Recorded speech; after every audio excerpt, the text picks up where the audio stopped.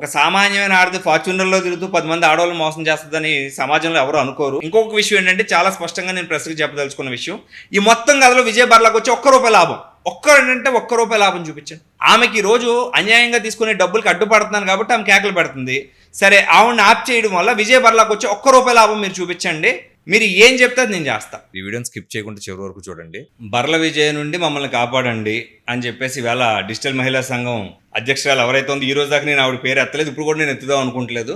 So ఆమె press meet పెట్టి రాజమండ్రిలో చెప్పింది. So Rajahmundry electronic and print media సోదరులందరికీ కూడా నా హృదయపూర్వక నమస్సుమాంజలి. అక్కడ ఉన్న చాలా మందిలో అన్నయ్య, బాబాయ్ లేదంటే మా సొంత బంధువుల్లాగా స్నేహితుల్లా పిలుచుకునే వాళ్ళు ఎక్కువ మంది ఉంటారు. అయినా కూడా rule is rule for all కాబట్టి పాత్రికేయులుగా ఈరోజు ఒక మనిషి మీ ముందుకు వచ్చి తన కష్టాన్ని ఏకరువు పెట్టిందని కాసేపు అనుకుందాం. ఆమె ఏం చెప్తుందంటే బర్ల విజయ నుండి మమ్మల్ని కాపాడండి అని చెప్తుంది. అసలు బర్ల విజయ నుండి కాపాడే పనే ఉంది. నువ్వు కరెక్ట్గా పద్ధతిలో పనులు చేసుకుని ఉంటే, నువ్వు ఏ ఆడపిల్లని మోసం చేయకుండా నీ పని నువ్వు చేసుకుని ఉంటే ఎవ్వరూ కాపాడక్కర్లేదు, అదే కాపాడుతుంది. నువ్వు మంచి చేస్తే ఆ మంచి నేను కాపాడుతుంది, నువ్వు తప్పు చేస్తే ఆ తప్పే నేను దహించేస్తుంది. ఇంకొక మాట ఏమన్నావు, పలుకుబడి పేరు లేదు మాకు, మేము సామాన్యమైన ఆడవాళ్ళం అని చెప్తున్నావు. ఒక సామాన్యమైన ఆడది ఫార్చ్యూనర్లో తిరుగుతూ 10 మంది ఆడవాళ్ళు మోసం చేస్తుందని సమాజంలో ఎవరు అనుకోరు. అయినా కూడా ఇంకో విషయం చెప్తాను, నువ్వు వెళ్ళి ఎస్పీలను కలుసు, నువ్వు వెళ్ళి క్రైమ్ బ్రాంచ్ని కలుసు, నువ్వు వెళ్ళి పోలీసుని కలిసి, ఇవాళ అవసరమైతే చంద్రబాబు నాయుడు గారిని ఎంపీలను కలుస్తా, నువ్వు చెప్తాను ఇప్పుడు దాకా నేను ఎవ్వరిని కలవలే, నీ వల్ల నష్టపోయిన బాధితులు వచ్చి నన్ను కలిసి. సో అర్థమవుతుంది కదా తేడా ఎక్కడే. నిన్నెవరో ఎందుకు కాపాడాలి తల్లి, నువ్వు మంచి చేయి, ఎవరు డబ్బులు వాళ్ళకి ఇచ్చే, ఎవరైతే నీ వల్ల నష్టపోయినని చెప్పి వాళ్ళ డబ్బులు వాళ్ళకి ఇచ్చే, ఆటోమేటిక్గా అదే నేను కాపాడుతుంది. ఈరోజు ప్రెస్ సోదరులకి, మీడియా మిత్రులందరికీ నేను ఒకటే చెప్తున్నానన్న, మన వీడియోలు చూడండి, మనం ఏమైతే ఆమె కోసం పెట్టాం చూడండి. చూసాక మీకు అరే నాన్న విజయ్ నువ్వు ఈ తప్పు చేసావురా, ఇది ఇలా కరెక్ట్ కాదని మీరు చెప్పండి, నేను తీసుకుంటా.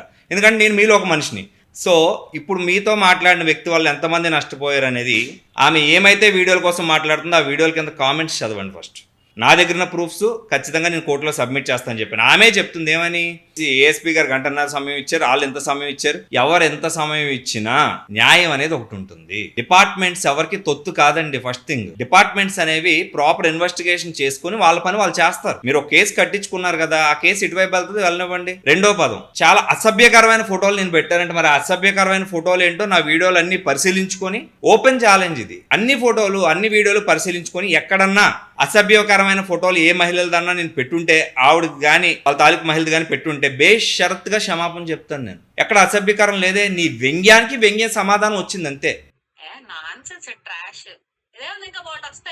నువ్వు ఎటకారంగా ఏమేమి మాట్లాడావో దానికి సమాధానం వచ్చింది. అలాగే ఇంకా ముఖ్యమైన విషయం, బార్ అసోసియేషన్కి వెళ్ళి ఎంక్వైరీ చేశాను, ఈ అడ్వకేట్ ఎవరో మాకు తెలియదు అన్నారని చెప్తుంది. ఎక్కడైనా మేము ప్రాక్టీసింగ్ అడ్వకేట్ అని మేము మెన్షన్ చేసుకున్నామా తల్లి? Once an advocate is life time an advocate, once A soldier is always a soldier. నేను ఏఐబిఈ కంప్లీట్ చేసుకొని అఫీషియల్ గా ప్రమాణ స్వీకారం చేసి ఓత్ తీసుకొని నా అడ్వకేట్ ఐడెంటిటీ కార్డ్ నేను తెచ్చుకున్నాను. అసలు ఏ బార్ అసోసియేషన్ లో నేను అడ్వకేట్ గా ప్రాక్టీస్ చేస్తున్నానని చెప్పి నువ్వు వెళ్ళి రాజమండ్రి బార్ అసోసియేషన్ లో సెర్చ్ చేసో తెలియదు సార్ చెప్పమ్మా. రెండోది, ప్రతిసారి కూడా నా లీగల్ టీం అన్న సీనియర్ లాయర్స్ తో మాట్లాడి చర్చించి నిర్ణయం తీసుకుంటానని నేను చెప్పాను.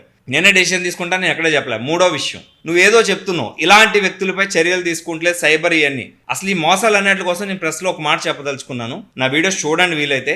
ఆమె చేస్తున్న మోసాల కోసం నేను ఫస్ట్ అయితే చర్చించలేదు. ఆమె మాట్లాడిన వ్యంగ్యమైన భాష, ఇలాంటి 100 వస్తే రానివ్వండి అని చెప్పి అప్పుడే తోకముడిచి డిపార్ట్మెంట్ల వైపు తిరిగి, డిపార్ట్మెంట్లు కూడా ఏమీ చేయలేకపోతున్నాయి ప్రెస్ దగ్గరికి వచ్చి, ప్రెస్ కూడా ఎందుకు అన్యాయం చేస్తుంది మిగతా స్త్రీలకు, ఒక్క ఆడపిల్ల కోసం మిగతా ఆడపిల్లంతా అన్యాయం చేసే క్యారెక్టర్ ఇక్కడ మనకు లేదు కదా. మనందరం ఒక ఫెటర్నిటీలో ఉన్నాం కాబట్టి నేను చాలా క్లియర్ గా నా మీడియా మిత్రులకి, నా సహోదరులకి చెప్పే విషయం ఒకటే, ఆవిడ చెప్పాల్సిందంతా ఆవిడ చెప్పింది, నేను అంత కూడా చెప్పక్కర్లేదు. నా వీడియోస్ ఏమున్నాయి ఇవన్నీ పోస్ట్ చేస్తాను, మీరు వాటిని జాగ్రత్తగా పరిశీలించండి.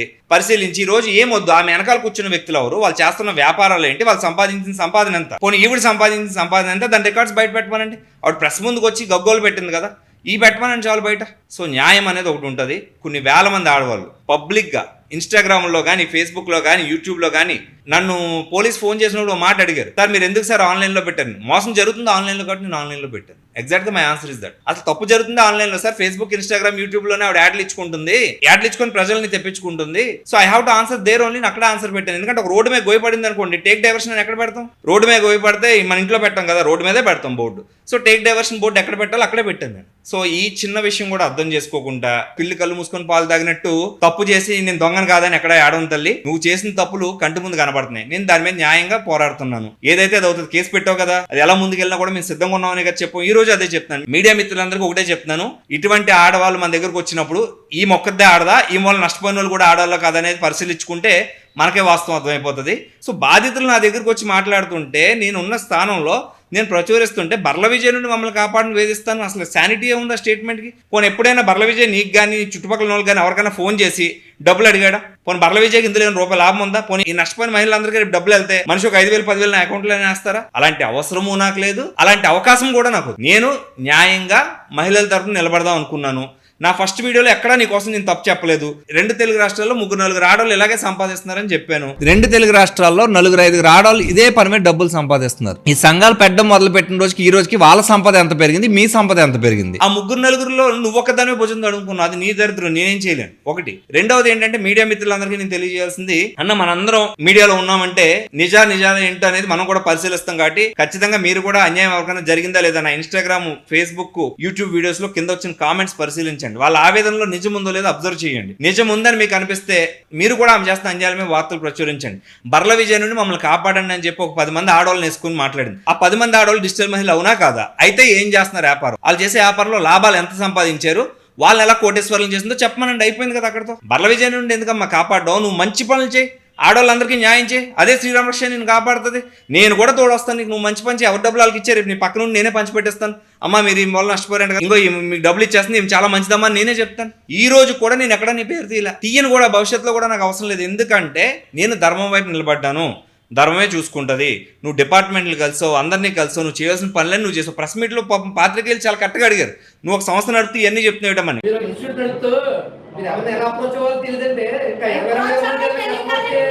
ఈమె వాళ్ళకేం చెప్పొద్దో తెలుసా? నా వెనకాల కలెక్టర్లు ఉన్నారు, నా వెనకాల ఐఎస్ ఉన్నారు, దానికి భయపడి పాపం ఇప్పుడు దాకా కేసులు పెట్టలేదు. ఇకపై కేసులు కూడా రిజిస్టర్ అవుతాయి. ఆల్రెడీ నేను ఒక్కనే కాదు 2-3 వీడియో ఛానల్స్ లో కూడా ఆమె కోసం వీడియోలు వేశారు. ఇది నేను ఓన్లీ రాజమండ్రి పాత్రికేయులకు మాత్రమే కాదు, రాష్ట్రంలో రేపు ఏ ప్రెస్ క్లబ్ లో ప్రెస్ మీట్ పెడతానో కూడా ముందుగా నా వీడియోలు పరిశీలించండి. నేను సీఏ గారు కూడా అదే చెప్పా, కేసు కడితే కట్టండి సీఏ గారు, నా వీడియోలు అన్ని చూసుకొని కట్టండి అని చెప్పా. ఫస్ట్ థింగ్, అసభ్యమైన వీడియోకి సమాచారం కలిగిన వీడియోకి తేడా తెలుసుకోదల్లి. మేము సమాచారం ఇచ్చాం, అది తప్పో రైటో తెలుసుకునే ముందే నువ్వు భుజాలు తడుముకొని బయటకు వచ్చావు. మళ్ళీ దానికి ఒక కౌంటర్ ఇచ్చాం. నువ్వు ఇంకోటి ఏదో ప్రయత్నించో, దానికి ఒక కౌంటర్ ఇచ్చాం. పోలీస్ స్టేషన్కి వెళ్ళావు, దానికి ఒక కౌంటర్ ఇచ్చాం. ఈరోజు ప్రెస్ మీట్ పెట్టో. మా పాత్రికేయుల సోదరుల కోసం మాత్రమే నేను ఈ సమాధానం చెప్తున్నాను. రాజమండ్రి ప్రెస్ క్లబ్ సంబంధించిన ప్రతి పాత్రికేయుడికి కూడా నేను పేరున చెప్పదలుచుకుంది ఏంటంటే, మీరు పర్సనల్గా ఇన్వెస్టిగేట్ చేయండి. నేను చెప్పానో ఆమె చెప్పిందనో మీరేం నిర్ణయం తీసుకోకర్లే. మీరు పర్సనల్గా ఇన్వెస్టిగేట్ చేసి if Vijay Barla is wrong, Vijay Barla చెప్పినట్టు ఇక్కడ ఒక్క ఆడపిల్లకు కూడా అన్యాయం జరగలేదని మీకు అనిపిస్తే కింద కామెంట్స్ చదవండి. మీరు ఖచ్చితంగా నాకు చెప్పండి, ఎందుకంటే మీ పట్ల నాకు ఉన్న గౌరవం అలాంటిది. అప్పుడు సమాధానం దొరుకుద్ది. చాలా మంది ఆడవాళ్ళకి సమాధానం దొరుకుద్ది. ఎవరో ఒకరు వచ్చేసి ఏదో అరిసేసారని రియాక్ట్ అయిపోతారని నువ్వు అనుకుంటున్నావేమో అమ్మా. అరిస్తే రియాక్ట్ అవరు. ప్రెస్ క్లబ్ కి ఒక రూల్ ఉంటుంది, ఎవరు వచ్చి ఏం చెప్పినా రికార్డ్ చేస్తారు, దాని మీద నిజాలు తర్వాత పరిశీలించుకుంటారు. తప్పు అని తెలిస్తే రేపు అదే పేపర్లో అదే టీవీలో నువ్వు చేసిన దొంగ పనులు కూడా వేస్తారు. ఒకవేళ నేను ఈ ఆడవాళ్ళందరినీ మోసం చేసి నా కోసం కూడా చెప్తారు. ఇంకొక విషయం ఏంటంటే, చాలా స్పష్టంగా నేను ప్రెస్కి చెప్పదలుచుకున్న విషయం, ఈ మొత్తం కథలో విజయ్ బర్లాకు వచ్చి ₹1 లాభం, ₹1 లాభం చూపించండి. ఆమెకి ఈ రోజు అన్యాయంగా తీసుకునే డబ్బులకి అడ్డుపడుతున్నాను కాబట్టి ఆమె కేకలు పెడుతుంది. సరే, ఆవిడని ఆప్ చేయడం వల్ల విజయ్ బర్లాకు వచ్చి ₹1 లాభం మీరు చూపించండి. మీరు ఏం చెప్తే నేను చేస్తా. అంటే మనం ఒక న్యూస్ వేస్తేనో, మనం ఒక రిపోర్ట్ చెప్తేనో, మనం డబ్బులు దొబ్బేసే వాళ్ళగా దొంగల్లాగా మన కోసం మాట్లాడి ఈ రోజు మన దగ్గరికి వచ్చి ముసలి కన్నీరు గారుస్తుంది. మీరందరూ కూడా నా విన్నపాన్ని ఏకీపిస్తారని నేను ఆశిస్తున్నాను. దీంతో పాటు ఇంకా ముఖ్యమైనది ఏంటంటే, నేను మీ దగ్గరలో లేను కనుక నేను మీకు ఈ వీడియో రూపంలో సందేశం పంపడం జరుగుతుంది. కంపల్సరీ నేను రాజమండ్రి వచ్చినట్టు మళ్ళీ అందరిని పిలిచి మాట్లాడడం జరుగుతుంది. ధన్యవాదాలు.